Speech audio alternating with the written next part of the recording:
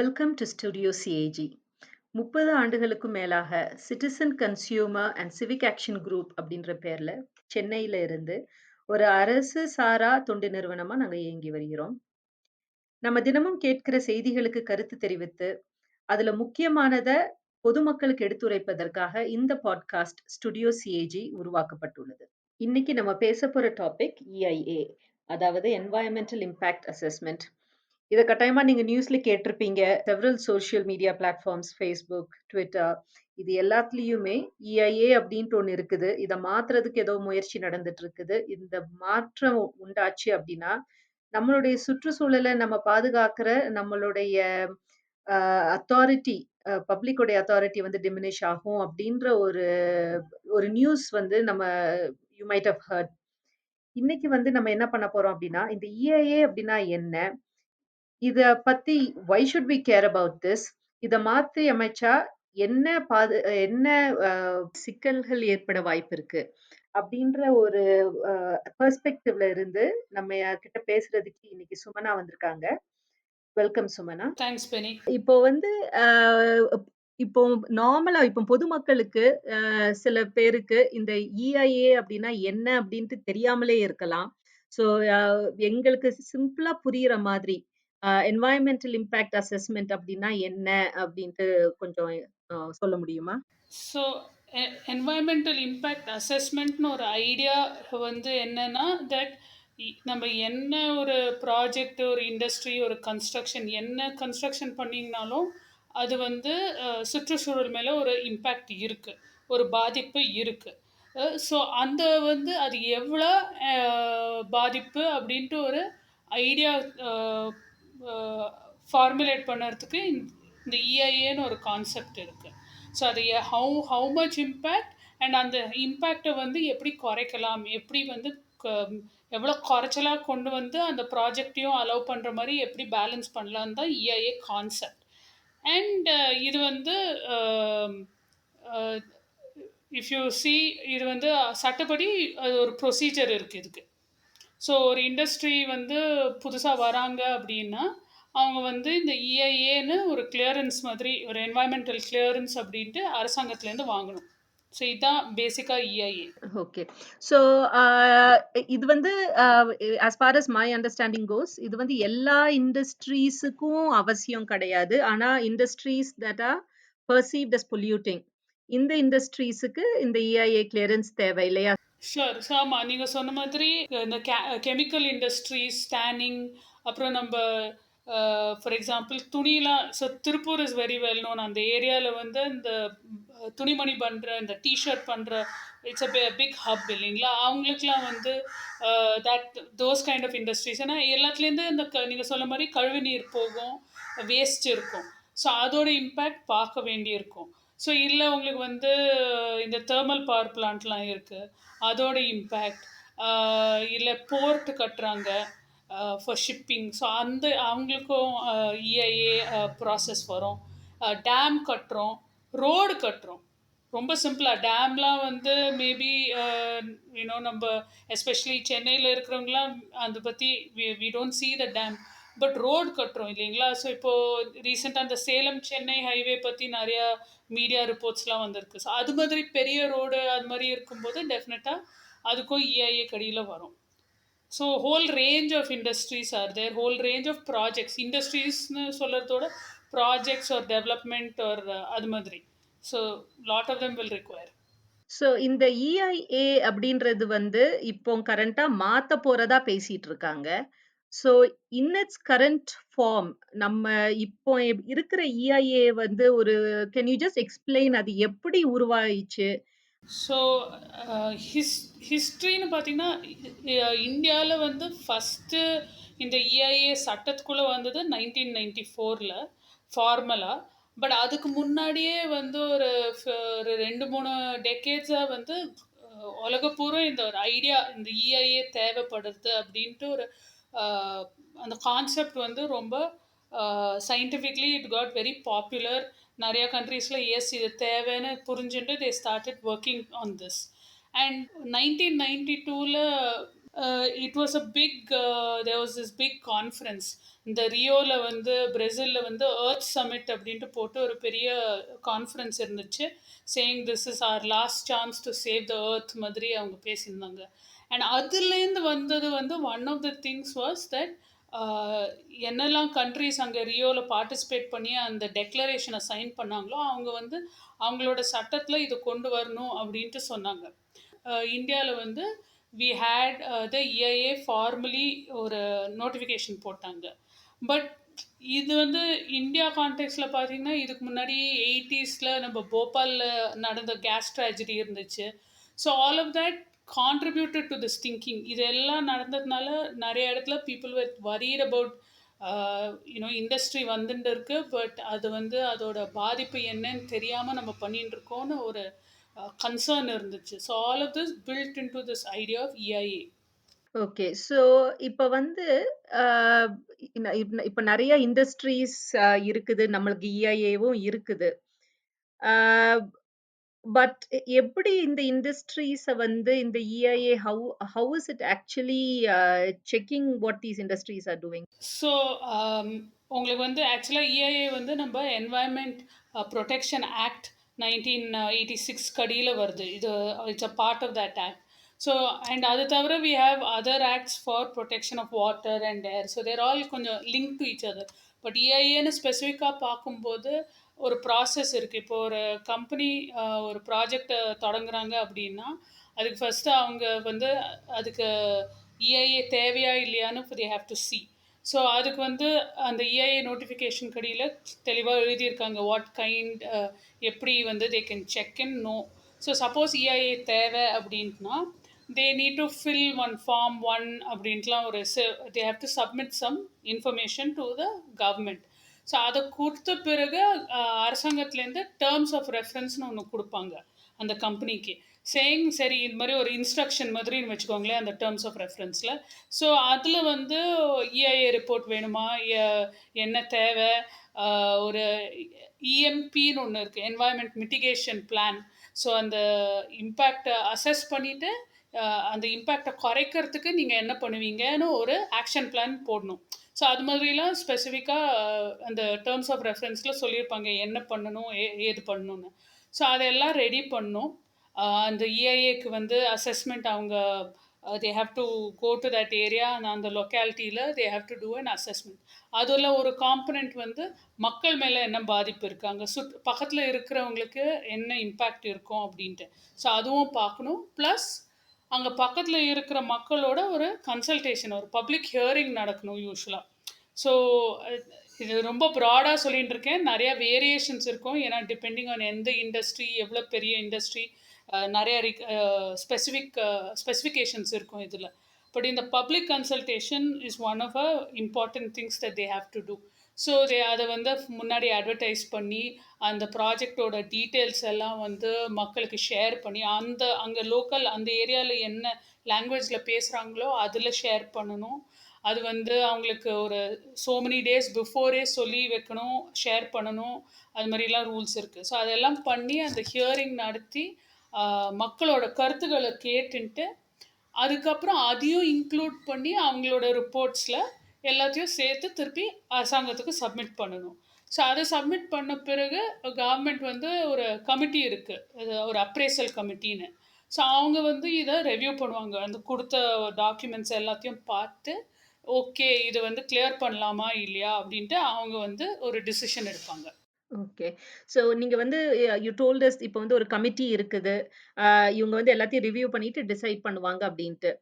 இந்த environmental impact assessment அப்டின்றது வந்து since it has come to force ஏதாவது இண்டஸ்ட்ரிக்கு அவங்க வந்து கிளியரன்ஸ் குடுக்காம இருந்திருக்காங்களா? பொதுவா வந்து நெறையா கிளியர் தான் ஆகும்.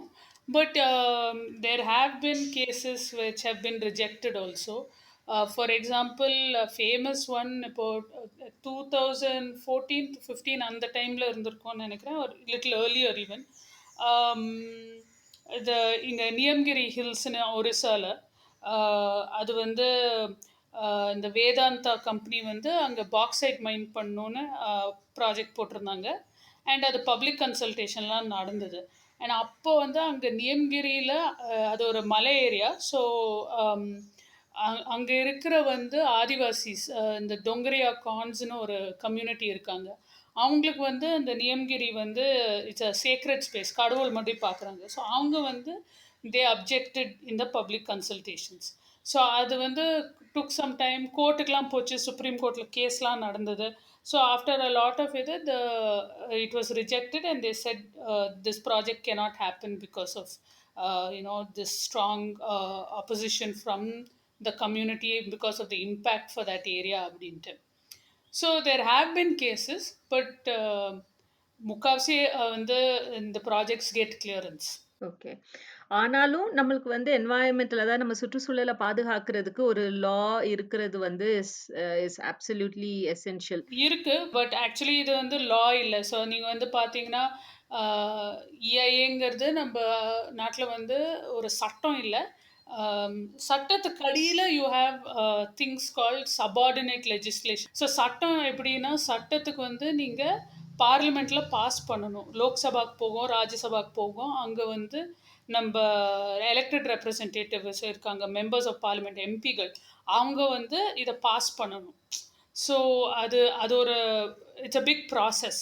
ஸோ ஒரு சட்டம் அப்படி போகணுன்னா இந்த ப்ராசஸ் எல்லாத்தையும் முடித்து பிரசிடெண்ட் வந்து அவர் சைன் பண்ணுவார் அதில்.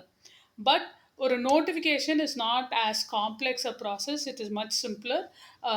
அது வந்து டைரெக்டாக மினிஸ்ட்ரியிலேருந்து டிராஃப்ட் பண்ணி பப்ளிக் காமெண்ட்ஸ்க்கும் ஷேர் பண்ணி, அந்த காமெண்ட்ஸ்லாம் வந்து you can send in, anybody can send in comments.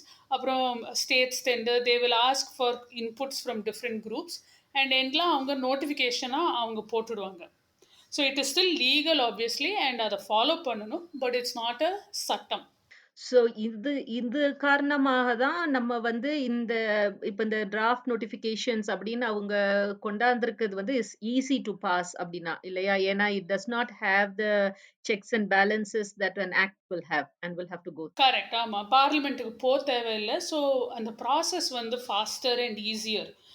Ministry, எந்த மினிஸ்ட்ரி இதுக்கு இந்த டாபிக்குக்கு ரெஸ்பான்சிபிளா இருக்காங்களோ, அந்த லெவல்லேருந்து it will start and go. இப்போ வந்து இந்த டிராஃப்ட் நோட்டிஃபிகேஷன் இப்போ வந்து இந்த இஐஏ செயல்பாட்டுக்கு வந்ததுல இருந்து வாட் ஐ அண்டர்ஸ்டாண்ட் இஸ் கான்ஸ்டன்ட்டா அத வந்து டைல்யூட் பண்றதுக்கு they have you know changes have happened. And இந்த டைம் வந்து அவங்க கொண்டாடுற changes are pretty significant and slightly varying அப்படின்ட்டு this is what the news reports are saying. இதுல என்ன வந்து வரியிங்கா இருக்குது? ஸோ எஸ், 1994லேருந்து ஃபஸ்ட்டு நோட்டிஃபிகேஷன்லேருந்து இப்போ பார்த்தீங்கன்னா, நடுவில் 2006லேயும் ஒன்று கொண்டு வந்தாங்க. ஸோ நிறைய சேஞ்சஸ் வந்திருக்கு. முக்காவாசி வந்து அதை இண்டஸ்ட்ரி சார்பாக அது ப்ராசஸை சிம்பிள் பண்ணுறதுக்காக, இல்லை ஈஸியாக பண்ணுறதுக்காக. ஸோ இந்த ஈஸ் ஆஃப் பிஸ்னஸ் அப்படிம்பாங்க. அவங்களுக்கு வந்து அவங்க வேலை வந்து சௌரியமாக நடக்கிறதுக்கு என்னெல்லாம் வந்து ப்ராசஸை சிம்பிளாக பண்ணலாம் அப்படின்ட்டு they've done a lot of changes. And இப்போ இந்த 2020, இப்போ மார்ச் 23rd 2020 இது புதுசாக ஒரு notification, draft notification ministry of environment வந்து இஷ்யூ பண்ணாங்க. ஸோ லாக்டவுனுக்கு போகிறதுக்கு ஒரு 2 நாள் முன்னாடி தான் இது. ஸோ அண்ட் அது வந்து பப்ளிக் கமெண்ட்டுக்கு ஷேர் பண்ணியிருக்காங்க. அண்ட் யூஸ்வலாக ஒரு 30 நாள் இருக்கும் பப்ளிக் காமெண்ட்டுக்கு. பட் ஆப்வியஸ்லி லாக்டவுன் பீரியடில் ஐ டோன்ட் திங்க் எனிபடி இந்த கண்ட்ரி வந்து இது பற்றிலாம் தேவர் திங்கிங், தேவர் சோ மெனி அதர் ப்ராப்ளம்ஸ் தேவர் ஃபேஸிங். ஸோ அப்படி இருக்கும்போது அதனால வந்து இந்த டைமை எக்ஸ்டெண்ட் பண்ணி இப்போ ஆகஸ்ட் 11th மட்டும் டைம் கொடுத்துருக்காங்க. அண்ட் இந்த நோட்டிஃபிகேஷனில் நீங்கள் சொன்ன மாதிரி many people are saying that there are many issues that we need to be concerned about. So அதில் ஒரு சிலது மாத்திரம் we will briefly touch upon. ஒன்று வந்து இப்போ post facto, post facto clearance அப்படின்பாங்க. அப்படின்னா என்னன்னா, முன்னாடி வந்து எனி ரெகுலேஷன் அதை இம்ப்ளிமெண்ட் பண்ணதில் டிஃபிகல்ட்டிஸ் இருக்கும். அண்ட் இஐஏலையும் நிறையா வந்து there has been problems in the implementation and அந்த என்ஃபோர்ஸ்மெண்ட். ஸோ நிறையா டைம்ஸ் வந்து கம்பெனிஸ் வந்து அதை ஒழுங்காக ஃபாலோ பண்ணாமல் எஸ்கேப் ஆகிடுவாங்க. ஸோ அப்படி இருக்கும்போது there have been many cases where company வந்து கிளியரன்ஸே அப்ளை பண்ணாமல் இல்லை கரெக்டாக இந்த டேட்டா வந்து கரெக்டாக ஷேர் பண்ணாமல் ஃபால்ஸ் ரிப்போர்ட் கொடுத்து இது மாதிரி நிறைய பல கேசஸ் இருக்குது. ஸோ அது மாதிரி சுச்சுவேஷன்ஸை வந்து ஆஹ், ஒழுங்குபடுத்துறதுக்கு நடுவில் வந்து ஒரு we will allow companies to apply no அப்படின்ட்டு ஒரு மாதிரி ஒரு கிரேஸ் பீரியட் மாதிரி ஒன்று கொடுக்கலாம் அப்படின்ட்டு அரசாங்கம் சொல்லிச்சு. இது ஒரு 2017 ஒரு ட்ரை பண்ணாங்க. So இது வந்து existing industries that have been working without environmental EIA clearance ஆ? Clearance for whatever. ஆமாம், ஆமாம். இல்ல புதுசா வர இண்டஸ்ட்ரீஸுக்கும் இதுதான் புது ரூலா? அதாவது நீங்க முதல்ல கெட்டிக்கோங்க, அதுக்கப்புறம் கிளியரன்ஸ் வாங்கிக்கோங்க அப்படின்றது. ஸோ அதுதான் இப்போ exactly you just pointed out the main problem. So இது ஒரிஜினலாக ஃபர்ஸ்ட் சொன்னப்போ ஏர்லியர் இந்த நோட்டிஃபிகேஷன் முன்னாடியே when they were talking about it existing industries பற்றி தான் பேசினாங்க. ஸோ சம்டைம்ஸ் சில இண்டஸ்ட்ரீஸ் வந்து 1994க்கு முன்னாடியே வந்து ஸ்டார்ட் ஆகிருக்கும். ஸோ அந்த காலத்தில் இஐஏ இருந்திருக்காது. ஸோ அவங்களுக்கு இல்லை நடுவில் வந்து அவங்க ஸ்டார்ட் பண்ணிவிட்டு ஒழுங்காக ப்ராசஸை ஃபாலோ பண்ணாதது அது மாதிரி கேசஸ் இருந்திருக்கும். ஸோ அவங்கள வந்து ஒழுங்குபடுத்துறதுக்கு இது பண்ணலாம் அப்படின்னாங்க. தென் நீங்கள் இப்போது சரி நீங்கள் ஸ்டார்ட் பண்ணிட்டீங்க, இப்போ டாக்குமெண்ட்ஸ்லாம் கொண்டு வாங்க, ப்ராசஸை செக் பண்ணி எல்லாத்தையும் சரி பண்ணிடலாம் அப்படின்ட்டு. But what many people are saying no is நீங்கள் இப்படி நோட்டிஃபிகேஷனில் கொண்டு வந்தது பார்த்தா it will make it easier for anybody even ஃப்யூச்சரில் புதுசாக ஆரம்பிக்கிறவங்களும் ஒரு கம்பெனியை ப்ராஜெக்டை ஸ்டார்ட் பண்ணி பொல்யூஷன்லாம் பண்ணி இஷ்டத்துக்கு அவங்க போயின்ட்டு தென் சடனாக வந்து they can always go back and say சாரிங்க நான் தப்பு பண்ணிட்டேன், எனக்கு வந்து கிளியரன்ஸ் கொடுத்துருங்க அப்படின்ட்டு ஒரு ஃபைனை கட்டிட்டு கிளியரன்ஸ் வாங்குறது அப்படின்ட்டு. So you actually encouraging violation அப்படின்ட்டு ஒரு lot of people are concern that this will cause a bigger problem அப்படின்ட்டு. அண்ட் வந்து சுப்ரீம் கோர்ட்டே வந்து ஒரு ரீசெண்டாக கேஸில் கூட இது ஒரு நல்ல ப்ராக்டிஸ் இல்லை, இப்போ we should avoid doing this அப்படின்ட்டு சொல்லியிருக்காங்க. அது தவிர்த்து இன்னொன்று என்னென்னா இப்போ பொதுவாக நீங்கள் வந்து என்வாயன்மெண்டல் கிளியரன்ஸ் எடுக்கணும் அப்படிங்கிறச்ச அந்த என்வாயன்மெண்டல் இம்பேக்ட் பார்க்கும்போது யூ நீட் டு சி சீசனாக பார்க்கணும். ஏன்னா வந்து ஆப்வியஸ்லி மான்சூன் சீசனும் சம்மர் சீசனுக்கும் நிறைய வித்தியாசம் இருக்குது. ஸோ அப்படி இருக்கும்போது ஒரு சீசனில் அதோட இம்பேக்ட் என்ன ஆகிறதுக்கு வாய்ப்புண்டு, என்ன பேராமீட்டர்ஸை ரெக்கார்ட் பண்ணும், அதை சயின்டிஃபிக்காக நீங்கள் பார்க்கணும். இப்போ என்ன வந்து இன்னும் டைல்யூட் பண்ணுறதுல இப்போ என்ன சொல்லியிருக்காங்க, இந்த கரண்ட் நோட்டிஃபிகேஷன் ஒரே ஒரு சீசன் பார்த்தா போதும் அண்ட் அது மான்சூனாக இருக்கணும்னு தேவையில்லைன்ட்டாங்க. இப்போ இப்போ கரண்ட்லி இருக்கிற இஐஏ படி ஒரு இஐஏ கிளியரன்ஸ் வாங்க அப்படின்னா what is the time frame that we are looking at? இல்லை எல்லா ஸ்டேஜுக்கும் உங்களுக்கு வந்து இது இருக்கும், டைம் லிமிட் இருக்கும். அரசாங்கத்துலேருந்து 60 நாள்லேருந்து பதில் வரணும், 30 நாள்லேயே பதில் வரணும்னு அவங்க வந்து டைம் லிமிட் போட்டிருப்பாங்க. ஸோ அது தெளிவாக எழுதி போட்டிருப்பாங்க. ஸோ அந்த பிளானிங் ப்ராசஸ்லேயே எல்லாருக்கும் தெரியும் எவ்வளோ டைம் ஆகும் அப்படின்ட்டு. ஓகே. இப்போ இந்த மாத்தத்த கொண்டாராங்க இல்லையா? அது வந்து is it going to make it quicker for industries? அதுதான் இதோடைய எய்மா? இந்த கிளியரன்ஸ வாங்குறது வந்து 1 இயரோட இன்னொரு ஷார்ட்டர் டைம் ஃப்ரேம்லயே நம்ம வாங்கிரலாம். அப்படின்ட்டு அந்த ஈஸ் ஆஃப் பிசினஸ் அகைன் அதுக்காக தான் இந்த சேஞ்ச கொண்டாந்துருக்காங்களா? That is what is being said, that ease of business is a major consideration, that அதனால தான் வந்து இது மாதிரி சேஞ்சஸ் கொண்டு வராங்க.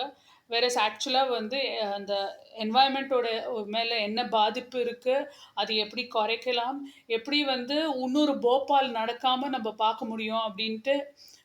சி டெஃபினட்டாக டெவலப்மெண்ட் வேணும், இண்டஸ்ட்ரி வேணும் அப்படின்னு சொல்கிறோம். பட் வந்து we definitely also don't want another Bhopal. And போகிற போக்க பார்த்தா நம்ம இருக்கிற number of industries, number of ப்ராஜெக்ட்ஸை பார்த்தா இந்த ரிஸ்க் அதிகமாக ஆயின்ட்டுருக்கு. இன்னொரு போபால் மாதிரி ஒரு மோசமான ஒரு அண்ட் போபால் மாதிரி பல வருஷங்களுக்கு இன்னும் இப்போ 84ல் நடந்தது இன்னும் வந்து அந்த மக்கள் வந்து சஃபர் பண்ணிட்டு இருக்காங்க. அவங்களுக்கு இன்னும் வந்து ஒரு நோ ஆன்சர் இன் சைட் அப்படின்ட்டு இருக்கும்போது we really don't we should not want to take that risk. And one more point with the changes that I'd like to highlight is that நான் ஃபஸ்ட்டு வந்து அந்த ப்ராசஸில் பப்ளிக் கன்சல்டேஷன் பப்ளிக் ஹியரிங் பற்றி பேசினேன். இப்போ வந்து அந்த ஆஸ்பெக்ட்ட கம்மி பண்ணறதுக்கும் சேஞ்சஸ் கொண்டு வந்திருக்காங்க.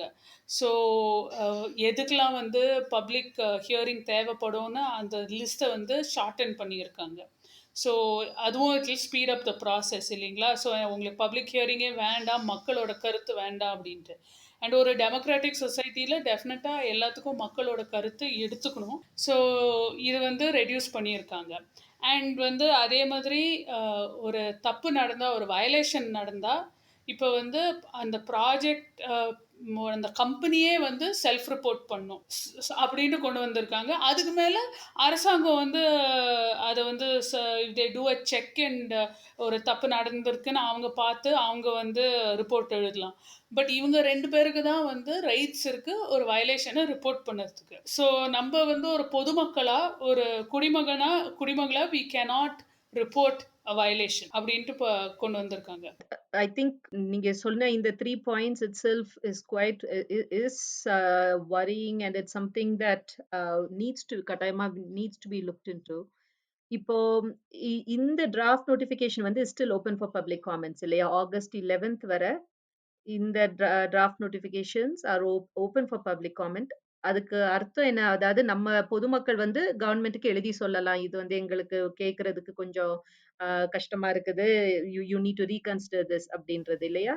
ஆமா, ஆமா. வாட்டெவர் உங்க கருத்துக்கள் என்னவா இருந்தாலும், அ நீங்க வந்து மினிஸ்ட்ரி ஆஃப் என்வைரன்மென்ட்க்கு அனுப்பலாம்.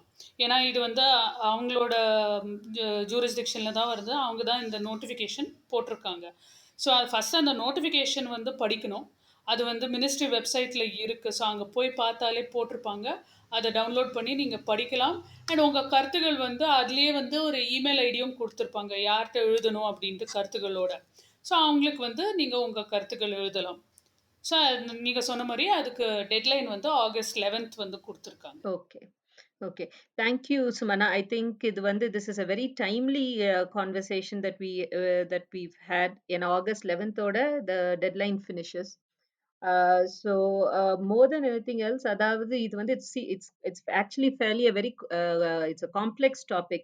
இதை எடுத்து நல்லா அழகா எங்களுக்கு you've broken it down in a way that we can understand and we can see what is actually இதுல வந்து எது தப்பாக வாய்ப்பு இருக்குது இந்த புது டிராஃப்ட் நோட்டிபிகேஷன்ஸ் உள்ள வந்துச்சுன்னா அப்படின்றதையும் எங்களுக்கு எக்ஸ்பிளைன் பண்ணியிருக்கீங்க. So thank you so much for spending your time doing that. Thank you for having me with you. இந்த பாட்காஸ்ட்ல இருந்த இன்ஃபர்மேஷன் உங்களுக்கு பயனுள்ளதாக இருந்திருந்துச்சுன்னா இதை பரவலாக ஷேர் பண்ணுங்க. இத போல இன்னும் பல விஷயங்களை தெரிந்து கொள்ள விரும்பினால் ஃபேஸ்புக், இன்ஸ்டாகிராம், ட்விட்டர், யூடியூப் இது எல்லாத்துலயும் சிஏஜி சென்னை அப்படின்ற பேர்ல நாங்க இருக்கிறோம். எங்களை ஃபாலோ பண்ணுங்க, லைக் பண்ணுங்க, ஷேர் பண்ணுங்க. விரைவில் மீண்டும் சந்திப்போம். தேங்க்யூ.